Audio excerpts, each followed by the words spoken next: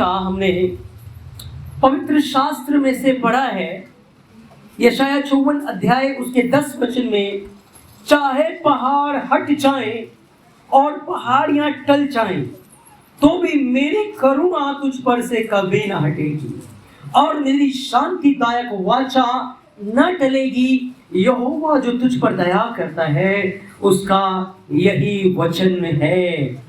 आमीन आमीन आमीन।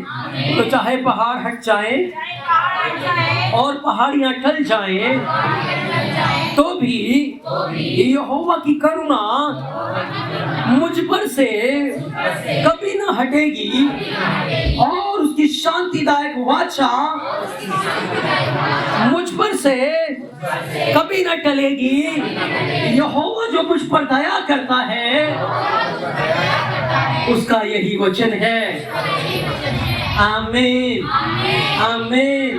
मैं इस वचन पर विश्वास करता हूँ, मैं इस वचन के ऊपर विश्वास करता हूँ। ये वचन मेरा है, ये वचन मेरे लिए है। आमीन आमीन आमीन। Hallelujah hallelujah hallelujah. आज हम परमेश्वर की उस करुणा के ऊपर ध्यान देंगे जिसके विषय में लिखा है कि चाहे पहाड़ हट जाए, पहाड़ियां टल जाए, पृथ्वी उल्ट पुल्ट हो जाए, समंदर तूफान गरजने लग जाए, चाहे कुछ भी हो जाए,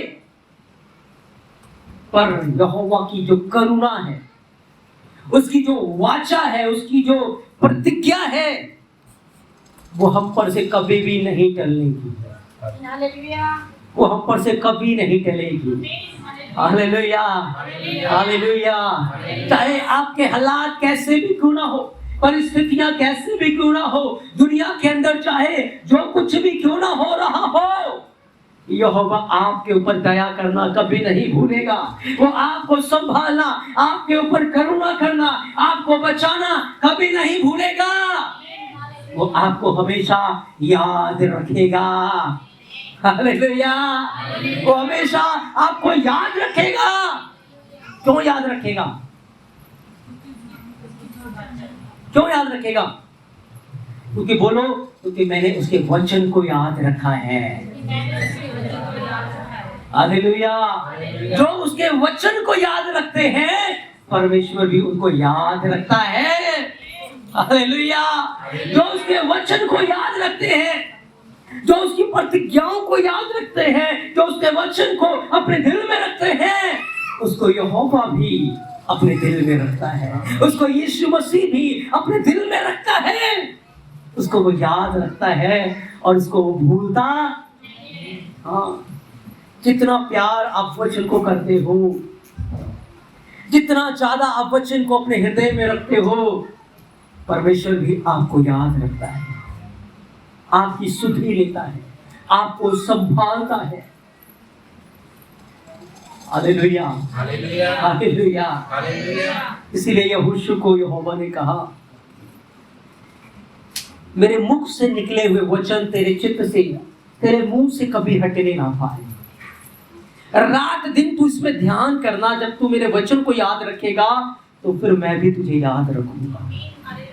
जब तू शत्रुओं के सामने खड़ा होगा, मैं तुझे भूलूंगा नहीं। मैं तुझे याद रखूंगा कि तुझे तेरे शत्रुओं से बचाना है। जहां जहां तू जाएगा मैं तेरे साथ चलूंगा, मैं तुझे याद रखूंगा। क्यों? क्योंकि तूने मेरे वचनों को याद रखा है, तूने मेरी आज्ञाओं को याद रखा है। इसलिए मैं भी तुझे याद रखूंगा, मैं भी तेरे साथ चलूंगा। Hallelujah hallelujah. हाँ, परमेश्वर आपको याद रखता है। परमेश्वर आपको भूलता नहीं। परमेश्वर अपनी प्रतिज्ञाओं को, अपनी करुणा को, अपनी वाचाओं को वो भूलता नहीं है। वो आपको याद रखता है। लेकिन ये प्रतिज्ञाएं, ये वाचाएं आपके लिए तभी तक काम करेंगी जब आप उसको याद रखोगे। तभी तक आप याद रखोगे। अगर आप याद रखोगे कि यीशु के कोड़े खाने से मैं चंगा हो चुका हूं, तो यीशु को याद रहेगा आपको चंगा करना है। हालेलुया। हालेलुया। जब आप याद रखोगे उसके वचन को, जितना ज्यादा आप वचन को याद करना शुरू करोगे, वचन को दिल में रखना शुरू करोगे, उतना ज्यादा आप यीशु के करीब होना शुरू हो जाओगे, उसके निकट आना चालू हो जाओगे, उसके साथ बने रहना शुरू हो जाओगे। हालेलुया। हालेलुया। परमेश्वर का वचन, परमेश्वर आपको अपने वचन के द्वारा आशीष देता है, आपको अपने वचन के द्वारा संभालता है। उसकी करुणा मेरे ऊपर से क्यों नहीं टलेगी, उसकी वाचा मेरे ऊपर से क्यों नहीं टलेगी? क्यों? क्योंकि उसने अपने वचन में कहा है और मैंने इस वचन को पकड़ लिया है, मैंने इस वचन को अपने हृदय में रख लिया है, मैंने इस वचन को अपने मुंह पर रख लिया है। इसलिए जो उसका वचन कहता है वो अवश्य है कि मेरे साथ वो पूरा हो। बाइबल कहती है जब पूरी दुनिया के ऊपर जल प्रलय आया, सारी दुनिया में तबाही तबाही मची हुई है, जल प्रलय, पानी पानी पूरी दुनिया में फैल गया, लेकिन एक परिवार था उस समय, एक घराना था उस समय जिसने यहोवा को याद रखा था, जिसने सच्चे परमेश्वर को याद रखा था, जिसने उसके वचन को याद रखा था। जब सारी दुनिया जल से नाश हो रही थी तो परमेश्वर ने उस परिवार को याद रखा और परमेश्वर ने उस परिवार को उस कठिन परिस्थिति में बचाया। परमेश्वर ने कहा नूह अपने और अपने घराने के लिए एक नाव को बना, एक किश्ती को बना, क्योंकि मैं तुझे भूला नहीं हूं, मैंने तुझे याद रखा है, मैं तुझे भूला नहीं हूं, मेरी करुणा तुझ पर से हटी नहीं है, इसलिए तू अपने घराने के लिए नाव बना। सब कुछ तबाह हो गया, सब कुछ तहस नहस हो गया, लेकिन परमेश्वर ने नूह को और उसके घराने को बचा लिया। उसको बचा लिया। क्यों बचा लिया? उसने परमेश्वर के वचन को याद रखा था। बोलो, यदि मैं परमेश्वर के वचन को याद रखूंगा तो वो भी मुझे याद रखेगा, वो मुझे बचाएगा, वो मुझे छुड़ाएगा। आमीन, आमीन, आमीन। तो वचन कहता तुम मेरे निकट आओ तो मैं भी तुम्हारे निकट आऊंगा। तो हमें परमेश्वर के इस वचन को याद रखना है, तब परमेश्वर हमें याद रखेगा। नूह ने याद रखा यहोवा के वचन को। जब सारी दुनिया जल प्रलय में नाश हो रही थी, 40 दिन 40 रात किश्ती के अंदर नूह है और तकरीबन 1 साल तक वो जहाज के अंदर रहा। सोचो, एक परिवार जहाज में 1 साल तक रहा, सूरज की रोशनी नहीं देखी, है ना? लेकिन पूरा 1 साल उनको न खाने की कमी हुई, न वस्त्र की कमी हुई, है ना, कोई बीमारी आई, ना कोई प्रॉब्लम आई। क्यों? क्योंकि उन्होंने परमेश्वर के वचन को याद रखा था, क्योंकि परमेश्वर ने प्रतिज्ञा की है मैं तुझे संभालूंगा, मैं ना तुझे छोड़ूंगा और ना मैं तुझे त्यागूंगा। उसने कहा है और वो पूरा भी करता है। Hallelujah, hallelujah, hallelujah. इसलिए साल हो गया था, पूरी दुनिया में कुछ भी नहीं है, लेकिन नूह के पास भरपूरी है। हालेलुया। जब इंडिया पाकिस्तान का विभाजन हो रहा था, उस समय दंगे फसाद हो रहे थे, बहुत कुछ हो रहा था, तो परमेश्वर के दास साधु किशन सिंह एक बार देख रहे कि एक परिवार के साथ बहुत अन्याय हो रहा था। उन्होंने चाहकर जो उसके ऊपर अन्याय कर रहा था बीच में आ गया, और अन्याय करने वाले ने साधु किशन सिंह को भी बहुत पीटना चालू किया, उनके साथ मार पिटाई शुरू करी। फिर उन्होंने बंदूक निकाली, वो कह रहे यीशु मसीह जीवन देता है, यीशु मसीह का नाम ले रहे हैं। तो वो व्यक्ति कह रहा अभी मैं तुझे यीशु मसीह के पास भेज देता हूं। उसने अपनी बंदूक निकाली उसको मारने के लिए, जैसी बंदूक चला रहा उधर से ट्रक आया, ले गया उसको उठा के। Hallelujah, hallelujah. तो यीशु के पास भेज रहा था, वो अपने आप ही चला गया, क्योंकि परमेश्वर ने साधु किशन सिंह को याद रखा था। वो भूलता नहीं है कि मेरे लोग विपत्ति में हैं, मेरे लोग दुख में हैं, वो याद रखता है। उस समय काफी सारे लोग थे, एक परिवार के अंदर इकट्ठा होकर उन्होंने परमेश्वर को धन्यवाद देना चालू किया।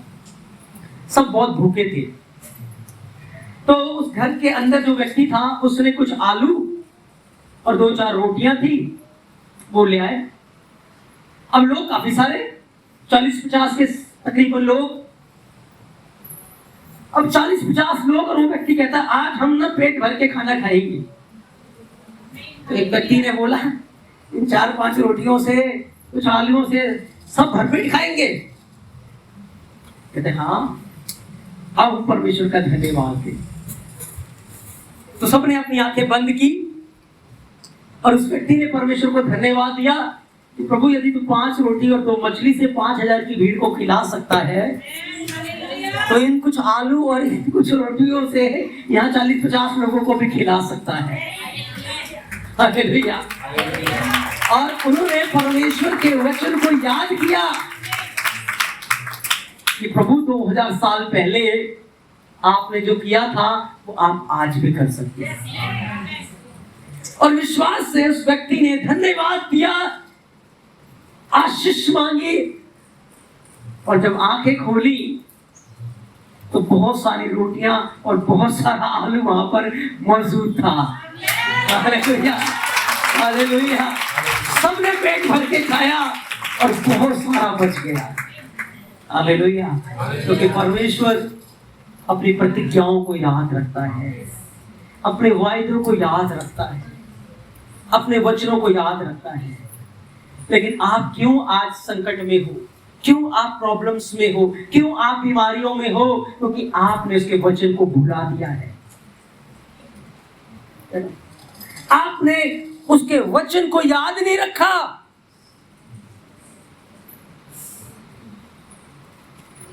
अगर आप उसके वचन को याद रखते कि प्रभु आपने कहा है, प्रभु आपने कहा है ना। अगर मान लो आप अपने बच्चे को बोलोगे बेटा तेरे बर्थडे वाले दिन ना हम तुझे घुमाने ले जाएंगे, तो बच्चा क्या करेगा? जब बर्थडे वाला दिन आएगा क्या करेगा? है ना, आपने कहा चल बेटा कोई नहीं बाद में चलेंगे, फिर थोड़ी देर के बाद क्या करेगा? हाथ दिलाएगा। जब तक उसको लेके नहीं जाओगे ना नाक में दम कर देगा।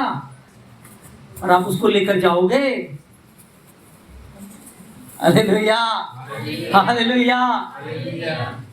जब हम जो बोलते अपने बच्चों से कर सकते हैं तो हमारा परमेश्वर हमारे लिए क्यों ना करेगा। जब हम उसके वचन को याद रखेंगे, उसके वचन के ऊपर कान लगाएंगे, तो फिर वो हमें कैसे भूल सकता है। Hallelujah, hallelujah. लेकिन यदि कोई बच्चा भूल जाता तो फिर जाते घुमाने नहीं, बच गया पैसा। लेकिन जब हम परमेश्वर के वचन को याद रखें, जब हम उसकी प्रतिज्ञाओं को याद रखेंगे, जब हम उसके वचन को याद रखेंगे, तो चाहे हालात कैसे भी क्यों ना हो, परिस्थिति कैसे भी क्यों ना हो, मत सोचना कैसी परिस्थिति है, मत सोचना कुछ नहीं हो सकता। याद रखना जिस परमेश्वर की आप उपासना करते हो उसके लिए सब कुछ संभव है, उससे सब कुछ हो सकता है, उससे सब कुछ हो सकता है, उसके लिए कुछ भी असंभव नहीं है। लेकिन हमें क्या करना है? क्या करना है? क्या याद रखना है? क्या याद रखना है? बाइबल खोलो, परमेश्वर की प्रतिज्ञाओं को निकालो, परमेश्वर के वचन को निकालो, उसको रट लो, उसको याद कर लो और उसको बोलो। उसको रट लो, उसको याद कर लो। बहुत सारी चीजें याद करते हो ना आप, लेकिन जिस दिन वचन याद करना शुरू कर दिया, उस दिन आपका जीवन बदलना शुरू हो जाएगा। उस दिन से आपके जीवन के अंदर परमेश्वर के बड़े कार्य होना शुरू हो जाएंगे। आमेन, आमेन, आमेन। क्योंकि परमेश्वर अपने वचन को कभी नहीं भूलता। वो उनके अंदर रहता है जिनके अंदर परमेश्वर का वचन है, जिनके अंदर परमेश्वर का भय है। वचन रहता है जिनके अंदर, क्योंकि परमेश्वर अपने वचन में मौजूद है। वो अपने वचन में मौजूद है। बाइबल कहती है कि परमेश्वर ने अब्राहम को एक वादा किया कि अब्राहम, मैं तेरे वंश को आकाश के तारों की मानंद कर दूंगा, तेरे वंश को मैं समंदर की रेत के समान कर दूंगा, तेरे वंश को मैं इतना बढ़ाऊंगा कि इसकी गिनती नहीं हो पाएगी। आज गिनती नहीं है उसकी वंश की, ठीक है। तो 70 लोग थे जब वो मिस्र में गए थे, और यूसुफ वहां पर था, अच्छे से खा पी रहे, सब कुछ बहुत बढ़िया चल रहा था। लेकिन जैसे यूसुफ की मृत्यु हो गई, यूसुफ मर गया, वहां का राजा मर गया, जो नया राजा आया उन्होंने इजराइलियों को सताना चालू किया। और सताया भी कैसे? बहुत भयंकर रीति से, बहुत भयंकर रीति से। उस राजा ने क्या किया? उस राजा ने कहा जितने भी बालक पैदा होंगे उनको लेकर नदी में डाल देना है। जितने भी बच्चे पैदा होंगे उनको लेकर, दाइयों को बोला कि उनको मार दो। हाँ, और इजराइलियों के साथ इतना बदतर सलूक किया कि उनके बच्चों को ऐसे फेंक देते थे, ऐसे मारते थे उनको, है ना। लेकिन फिर भी बाइबल में हम पढ़ते हैं जब वो मिस्र से निकले तो उनकी गिनती 25 लाख के करीब थी। 6 लाख तो सिर्फ पुरुष थे, उनकी बीवियां भी होंगी, उनके बच्चे भी होंगे, जानवर भी होंगे। तो तकरीबन 25-30 लाख लोग मिस्र से निकले। कैसे? वो तो बच्चों को मार रहे हैं, लोगों को सता रहे हैं, उनकी आबादी को कंट्रोल कर रहे हैं, लेकिन परमेश्वर को अपनी प्रतिज्ञा याद है। उनको परमेश्वर का वाचा याद है, इजराइलियों को वाचा याद है, इजराइलियों को प्रतिज्ञा याद है। परमेश्वर को याद था। पता है क्या हुआ उन दिनों में? जो गर्भवती महिलाएं होती थी, बच्चा पैदा करने से डरती थी।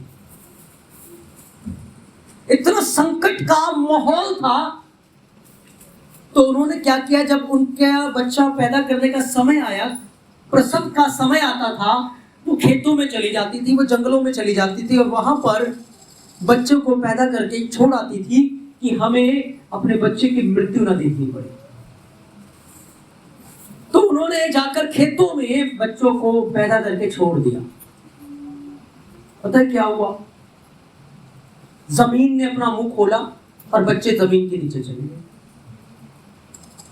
जमीन ने अपना मुंह, सच्चाई बता रहा हूं मैं आपको, जमीन ने अपना मुंह खोला और बच्चे जमीन के नीचे चले गए। और जमीन के नीचे बच्चे बढ़ रहे हैं। परमेश्वर ने अपने दूतों को भेज दिया और दूत बच्चों को दूध पिला रहे हैं, बच्चों को शहद दे रहे हैं, बच्चों का पालन पोषण कर रहे हैं। कौन? स्वर्गदूत। हालेलुया। जब मूसा की माँ मूसा को नहीं रख पाई तो क्या किया? परमेश्वर ने उसको संभाला। परमेश्वर ने मरने दिया? परमेश्वर नहीं मरने देगा। इजराइलियों के ऊपर इतना अत्याचार हुआ, इतना कष्ट आया, इतना कलेश आया, लेकिन फिर भी परमेश्वर ने उनके बच्चों को मरने नहीं दिया। क्यों? क्योंकि परमेश्वर को अपने वचन याद थी, परमेश्वर को अपनी वाचा याद थी जो अब्राहम के साथ बांधी थी, जो अब्राहम के साथ उसने वाचा बांधी थी, वो उसको याद था और उसने याद किया अब्राहम के साथ उस वाचा को। तो वो महिलाएं खेतों में जाकर बच्चों को छोड़ आती थी और बच्चे जमीन के नीचे पड़ रहे थे, बढ़ रहे थे। वो ऐसे बढ़ रहे थे जैसे वृक्ष बढ़ते हैं। तो मिस्रियों को पता लग गया कि इनके बच्चे तो वहां बढ़ रहे हैं जमीन के नीचे। उन्होंने पता क्या किया? हल लेकर पहुंच गए जी, हल लेकर पहुंच गए। लेकिन जब उन्होंने हल चलाया तो हल ही ना चले।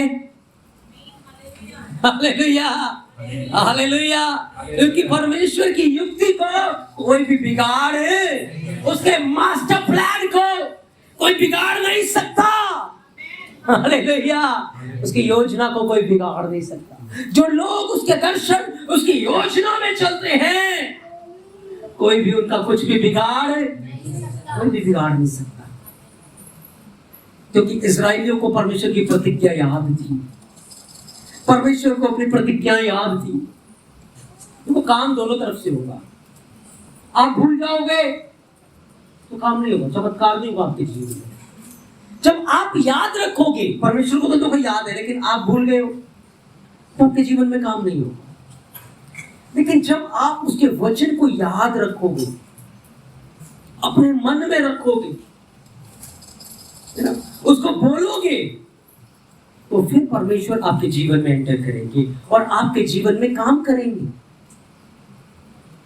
इसीलिए हमें परमेश्वर के वचन को पढ़ना है, ध्यान से सुनना है।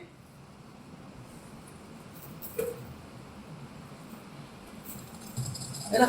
उसके ऊपर ध्यान लगाना है। किसको?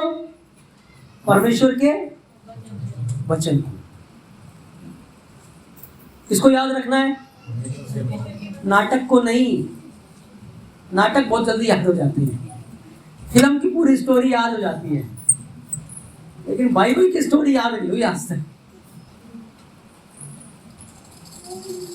किसको याद रखना है? किसको याद रखना है? परमेश्वर के वचन को। 11 वचन से पढ़ेंगे।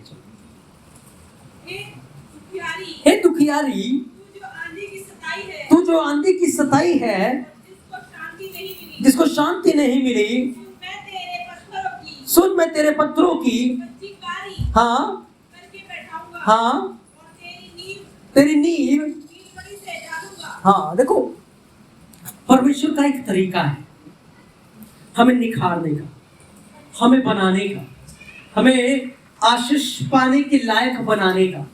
परमेश्वर का एक तरीका। इस दुनिया के अंदर हम जो भी सामान देख रहे हैं ऐसे ही नहीं जाती है ना। एक बर्तन ऐसे तैयार हो जाता है, कितना उसको आग में तपना पड़ता है, मार खानी पड़ती है, हथौड़े खाने पड़ते हैं, तभी तो तैयार होता है। एक बच्चा ऐसे पल बढ़ जाता है ना। कितना स्ट्रगल सहना पड़ता है, मेहनत करनी पड़ती है, बहुत कुछ करना पड़ता है, तभी तो वो तैयार होता है ना। तो परमेश्वर भी हमें बहुत सारी चीजें सिखाना चाहता है, हमें तैयार करना चाहता है, हमें प्रिपेयर करना चाहता है, हमें बनाना चाहता है। लेकिन परमेश्वर कहता है, यदि तेरे ऊपर अन्याय हुआ है, यदि तू सताई जाएगी, यदि तेरे ऊपर उपद्रव हुआ है, तो तुझे शांति भी बहुत आज से मिलेगी। तेरी नींव भी नीलमणि के पत्थरों पर रखी जाएगी। ब्लेसिंग भी उतनी बड़ी मिलेगी। आगे लिखा है, तेरे कलश में मैं मणियों से और तेरे फाटक लाड़ियों से और तेरी सब सीमाओं को मनोहर रत्नों से बनाऊंगा। तेरे सब लड़के यहोवा के सिखाए हुए होंगे और उनको बड़ी शांति मिलेगी। तू धार्मिकता के द्वारा स्थिर होगी और तू अंधेर से बची रहेगी, क्योंकि तुझे डरना ना पड़ेगा और तू भयभीत होने से बचेगी, क्योंकि भय का कारण तेरे पास ना आएगा। हालेलुया। सुन, लोग भीड़ लगाएंगे परंतु मेरी ओर से नहीं। जितने तेरे विरुद्ध भीड़ लगाएंगे वो तेरे कारण गिरेंगे। सुन, एक लोहार कोयले की आग धोख कर उसके लिए हथियार बनाता है। वह मेरा सिरजा हुआ है उजाड़ने के लिए भी, और मेरी ओर से एक नाश करने वाला सिरजा गया है। जितने हथियार तेरी हानि के लिए बनाए जाएंगे उनमें से कोई भी सफल नहीं होगा। जितने लोग मुद्दई होकर तुझ पर नालिश करेंगे उन सबों से तू जीत जाएगा, और यहोवा के दासों का यही भाग होगा, वो मेरे ही कारण धर्मी ठहरेंगे। यहोवा की यही वाणी है।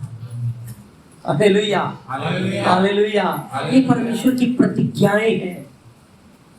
जितना ज्यादा आप उसके वचन को याद रखना शुरू करोगे उतना ज्यादा आप परमेश्वर के करीब आना शुरू करोगे, उतना ज्यादा आप उसके करीब आओगे। परमेश्वर का तरीका है तैयार करने का। देखो, जब हम जमीन की कई बार खुदाई करते हैं तो कोयला निकलता है ना। कोयला कहां से निकलता है? जमीन के नीचे से। और हीरा कहां से निकलता है? कोयले की खान से निकलता है ना हीरा। ऐसा कैसे हो गया भाई? उसी खान में से हीरा भी निकल रहा है और उसी खान में से कोयला भी निकल रहा है। आपको पता है, देखो, जहां कोयला का स्तर होता है, जहां कोयला निकलता है वहां पे कम गर्मी होती है, वहां कम हीट होती है, और उस कम हीट में एक लकड़ी जो है वो कोयला ही बन पाती है, वहां कोयला ही पैदा हो सकता है। Hallelujah, hallelujah. लेकिन कुछ कोयले जमीन की बहुत नीचे स्तर पे चले जाते हैं, बहुत गहराई में चले जाते हैं, वहां पर हीट बहुत ज्यादा होता है, वहां पर गर्मी तापमान बहुत ज्यादा होता है। तो जब तापमान बहुत ज्यादा बढ़ जाएगा ना, पता क्या होगा? वो जो कोयला है ना वो हीरे में बदलना चालू हो जाएगा। वो कोयला जो है वो हीरे में बदलना चालू हो जाएगा। लेकिन एक कोयले को हीरा बनने के लिए एक भयानक आग की धधकती हुई भट्टी में उतरना ही पड़ेगा। जब तक वो आग की भट्टी में नहीं उतरेगा कोयला हीरा, कोयला हीरा, कोयला हीरा। हाँ, जितने हीट में रहोगे उतने ही उपयोगी बनोगे। अगर हमें भी हीरा बनना है तो एक बड़ी सेक में, बड़ी फायर आग में रहना पड़ेगा, वचन की एक बड़ी सेक में रहना पड़ेगा, और पवित्र आत्मा की एक बड़ी आग में हमें रहना पड़ेगा, फिर वो हमें हीरा बनाएगा। Hallelujah, hallelujah. वो हमें हीरा बनाएगा। और हीरे की कीमत, बोलो, सस्ता है, कहीं भी मिल जाएगी, बहुत महंगा हीरा। ऐसे नहीं पैदा होते हीरा, ऐसे नहीं तैयार हो जाते हीरा। परमेश्वर तैयार करता है हीरे को। उसी कोयले की खान में क्या निकल रहा है? हीरा भी निकल रहा है। और अब आपको देख लो क्या बनने हैं, कोयला बनना है या हीरा बनना है? हीरा सबको बनना है, पर कीमत चुकाने को कोई तैयार नहीं है। कीमत कोई नहीं चुकाना चाहता। हीरा तो वही बनेगा ना जो कीमत चुकाएगा। परमेश्वर तैयार करता है, परमेश्वर प्रिपेयर करता है। उसके तैयार करने का तरीका है, लेकिन हमें सहना पड़ेगा, सहनशील बनना पड़ेगा। जब वो तैयार करे हमें समर्पण करना पड़ेगा। जब वो हमें प्रिपेयर करे हमें अपने आप को उसके अधीन करना पड़ेगा। प्रभु तेरा धन्यवाद, तेरे वचन में ये लिखा है, तेरा वचन कहता है तू मुझे निखार रहा है, तू मुझे बना रहा है। वो आपको तैयार करेगा, क्योंकि उसने वादा किया है चाहे पहाड़ हट जाएं और पहाड़ियां टल जाएं तो भी मेरी करुणा तुझ पर से कभी ना हटेगी, मेरी शांतिदायक वाचा तुझ पर से कभी ना टलेगी। इतना ज्यादा आप इस वचन के हित में रहोगे, क्या बनते जाओगे? क्या बनते जाओगे? क्या बनते जाओगे? हीरा बनते जाओगे। कोयले की कीमत ज्यादा है हीरे की?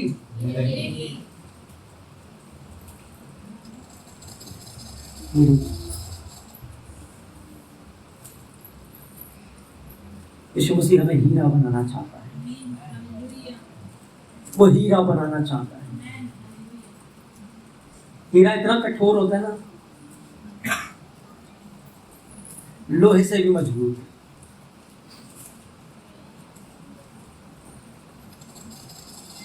हीरा, लेकिन हीरा बनने के लिए कोयले को जलना पड़ता है, एक भारी भट्टी में, भारी हीट में उसको रहना पड़ता है, 2000 डिग्री तापमान को उसको सहना पड़ता है, तब वो हीरा बन जाता है।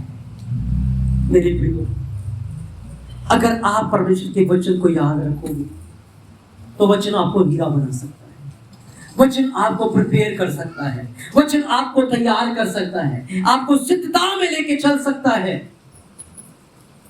क्योंकि परमेश्वर अपने वचन को पूरा करने के लिए जागृत रहता है। एक वचन को पढ़ेंगे, मरकस 5 अध्याय को निकालेंगे।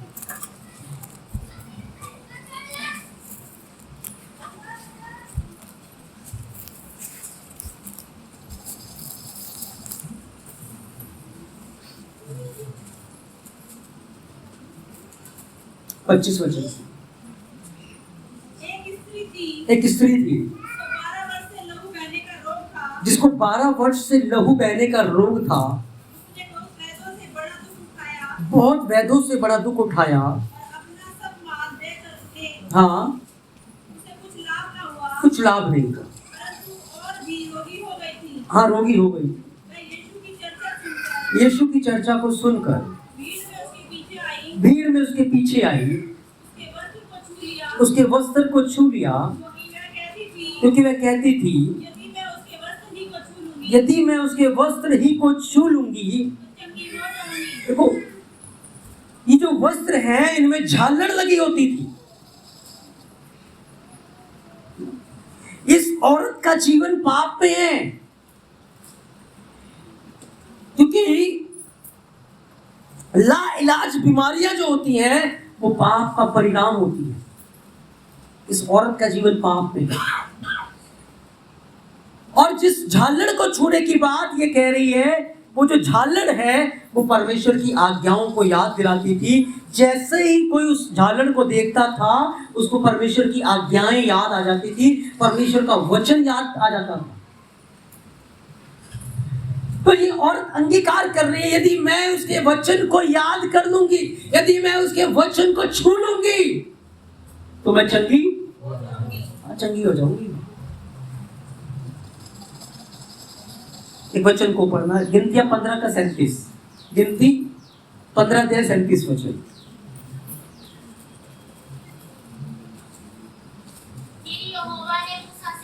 फिर यहोवा ने मूसा से कहा, इजराइलियों से ये कहे अपने पीढ़ी पीढ़ी में अपने वस्त्रों की छोर पर झालर लगाया करना,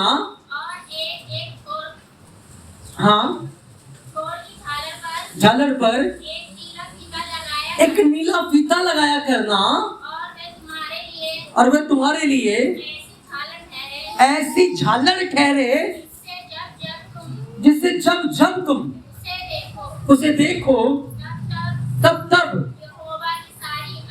यहोवा की सारी आज्ञाएं, हाँ, तुमको याद आ जाए और तुम उनका पालन करो। ये औरत आज्ञाओं को भूली है, वचन को भूली हुई है, लेकिन अब वचन को याद कर रही है।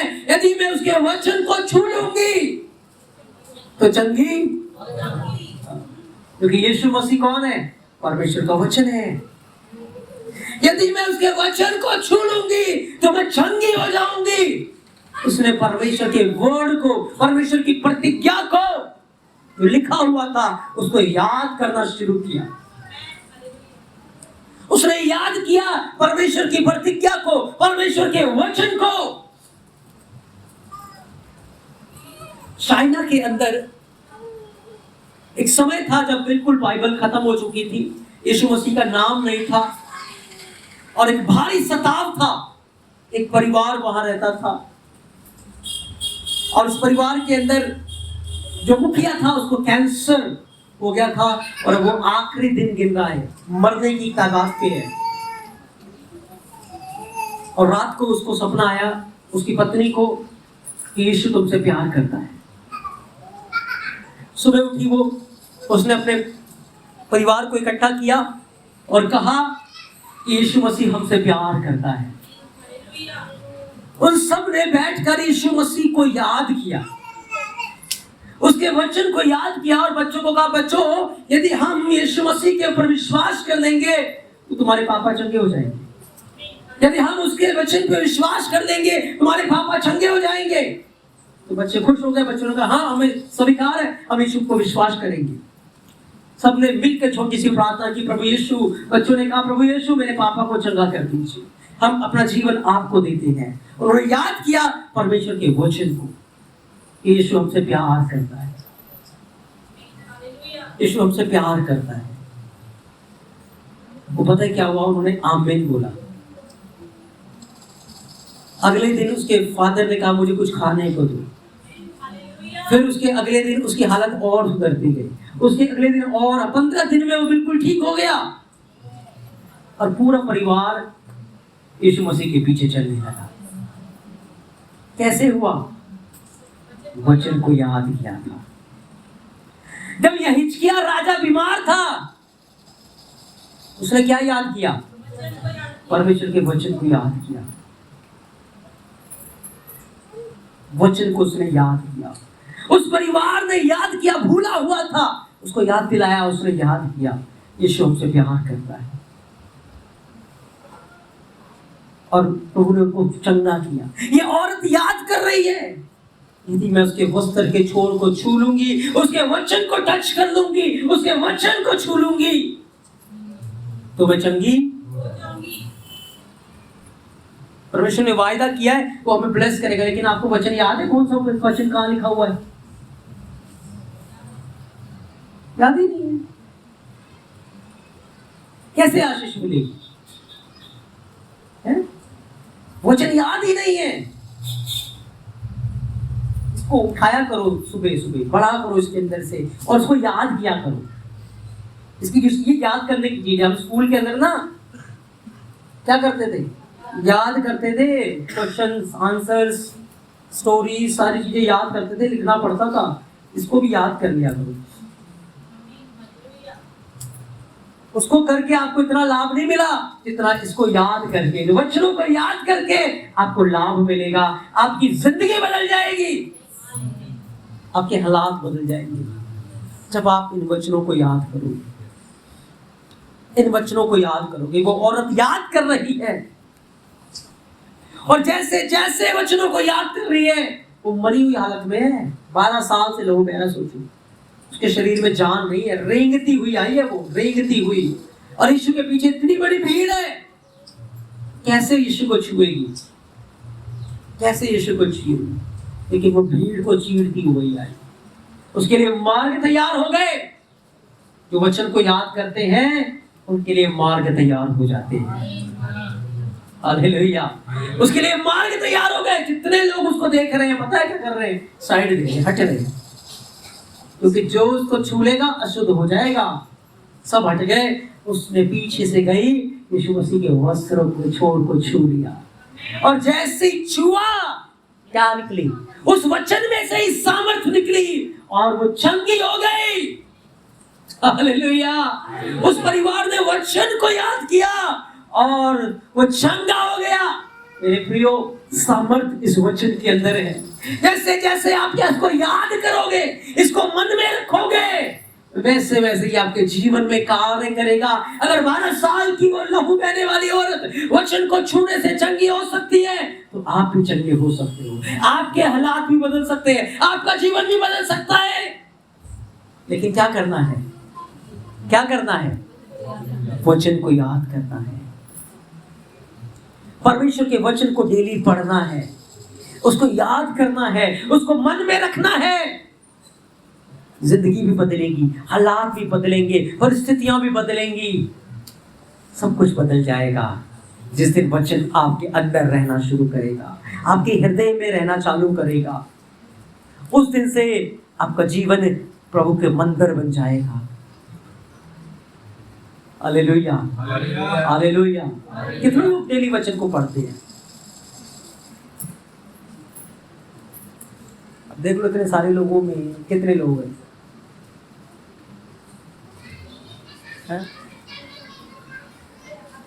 बाकी क्यों नहीं पढ़ते वचन? हैं? बहुत बिजी है भाई, बहुत बिजी है। कभी आपका पूरा छुटकारा नहीं हो सकता जब तक आप इस वचन को डेली नहीं पढ़ोगे, इस वचन को अपने दिल में नहीं रखोगे, तब तक आप अनंत जीवन की ओर नहीं बढ़ पाओगे। डेली इसको पढ़ना है, इसको याद रखना है। वचन कहता है इसके अनुसार चलने से तेरे सारे काम सफल होंगे, तू प्रभावशाली होगा। अपना हाथ ऊपर करो, बोलो आज से मैं डेली वचन को पढ़ूंगा। जोर से, आज से मैं डेली वचन को पढ़ूंगा, मैं डेली वचन को पढ़ूंगी, उसको याद रखूंगी, उसे अपने मन में रखूंगा। आमेन, आमेन, आमेन। याद रहेगा अब आपको? आपने प्रभु के घर में वाचा बांधी है, प्रभु के सामने बोला है, मुझसे नहीं कहा, यीशु मसीह से कहा है। इसको पढ़ के देखो, इसके अंदर बने रहकर देखो, उसको याद करो। उस औरत ने याद किया, है ना, ला इलाज बीमारी, लेकिन जैसे ही उसने वचन के अंदर वापस आई, आज्ञाओं में वापस आई, वैसे क्या हुआ? उसकी 12